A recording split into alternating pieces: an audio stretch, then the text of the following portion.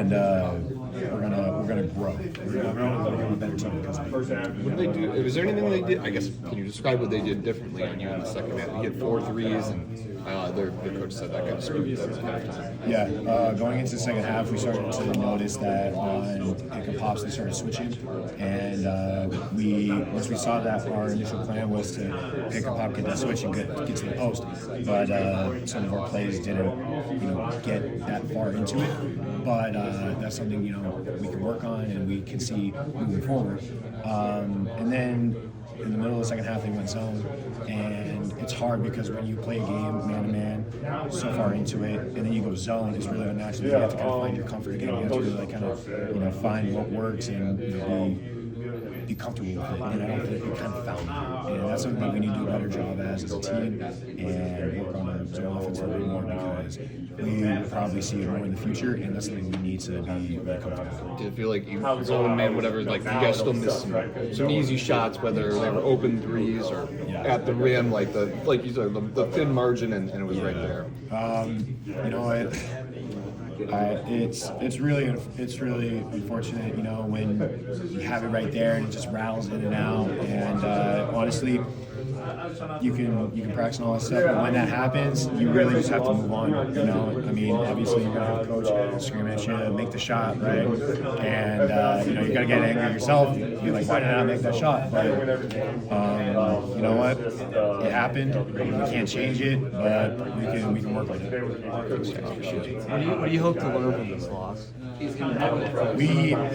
believe we're going to learn so much from this loss. Right now, after Coach, had his after post-game speech to all of us and went upstairs, we all came together and we're like, hey, it could be really beneficial for us if we do this the right way. If we react, if we adapt, if we take this the right way, because sometimes the best teams, the teams that make it, they have a loss. They're not all undefeated. Not every team that wins the national championship go undefeated. And in this loss, we get to learn that, hey, small mistakes have huge impacts, especially against really good teams. We have to, everyone at their position has to do their job. For me, it was making sure to keep them off the boards. And I had a couple mishaps, a couple screw-ups that won't ever happen again. But we also need people to step up and make shots. We also need people when someone else is hot, we need to have more threats. And another thing is that we have to learn how to get comfortable in zone. Jaxon, what impresses you about Jordan? In terms of comes in as a shooter and shots haven't really been falling for him until today. Obviously that comes through for you, but he's contributed a lot without that. What have you noticed from him just as a young guy to really not have his strength come together, but to still be contributing things? Man, some of Jordan's plays are really I don't know what the right word is, but they give you so much energy, but it's kind of inspirational because like you said, he's not the strongest dude, but he goes in hard for rebounds and he gets those rebounds that you really need, and it just lights the place up. And his attitude, his effort is something that defines Spartan.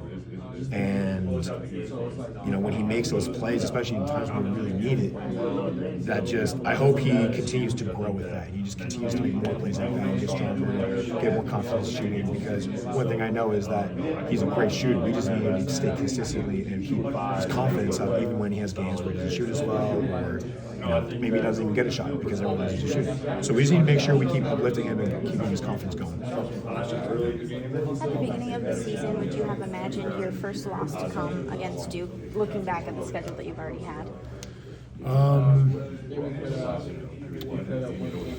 Or I guess maybe I'll reword. Yeah. Talk about, does this loss feel different because you guys have gone 8-0 against those tougher opponents?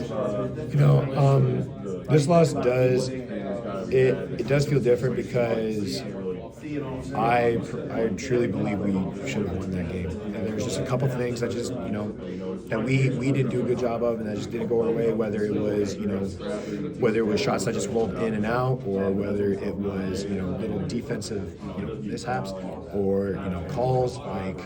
Some things just didn't go our way, and we just have to do a better job of adapting. I feel like we have to, really come together in those intense moments and make sure we stay calm, make sure we finish our shots. But this does feel different because I feel like we really should have. Are you better at bouncing back after losses now after after being here for so many years? Yes. After a loss, I feel like that's when after a loss, I feel like that's when we can be our most dangerous because we're out to get our wins again. Like we have like a fight in us now, and we just need to make sure that all the young guys and the new guys, freshmen and transfers and everything, have that same kind of grit. When you lost, you're pissed. Like a wounded animal is a dangerous animal. And we're this loss has wounded us, but I can guarantee you that we're gonna grow and we're gonna be more dangerous because of it.